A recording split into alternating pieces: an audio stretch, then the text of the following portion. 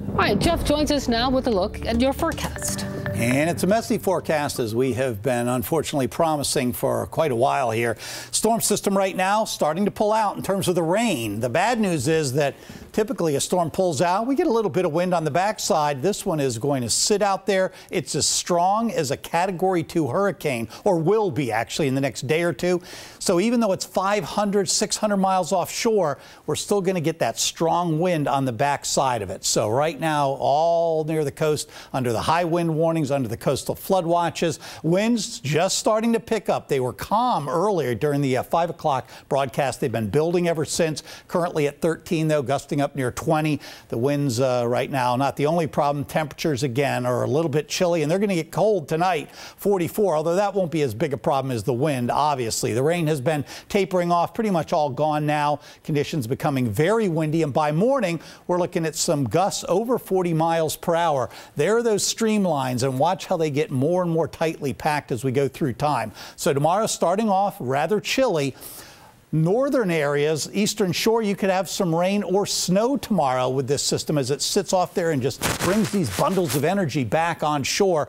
Our high temperature here locally is going to get back up near 50. If this storm were 100 miles closer, we'd be talking about rain and snow in Hampton Roads, and that is very unlikely, not completely out of the question. I'd say the odds are 10%, if that, here in Hampton Roads. Look at the readings, though, early on Saturday, 37 degrees.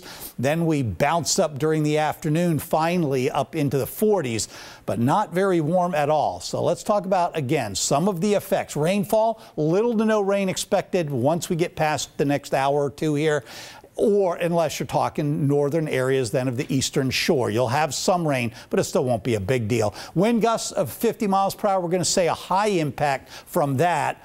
Moderate in terms of the flooding. Actually, let's go back really quickly. And then in terms of the marine forecast, rough surf, beach erosion, and high winds, that will be a high impact. So here's the storm, the center of it off to the north, gradually going to transition to a coastal low. That will, the two of them will combine, and then that will just very slowly move. So we just showed you the temperatures here locally and how these little bundles of energy swing around the backside. Look at how compact and tightly wound this system is as it sits there, again, about 400 or 500 miles offshore.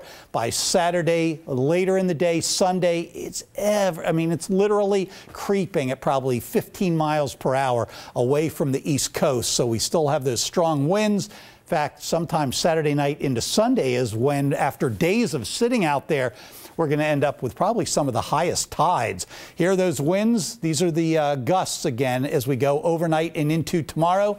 Up to 40 or more miles per hour. Tomorrow, some gusts over 50 into tomorrow night. So 44 tonight, becoming very windy. Tomorrow, 56. Tides increase a little bit, partly sunny, very windy. And then windy with high tides on Saturday, very windy actually. 48 on Sunday. Monday, the storm slowly pulls away. So this weekend, we won't get much of the probably any of the precipitation, but we will have a lot of wind out of the north, and that'll gradually drive those tides up. Good enough. Thanks, Jeff. All right, thanks, Jeff.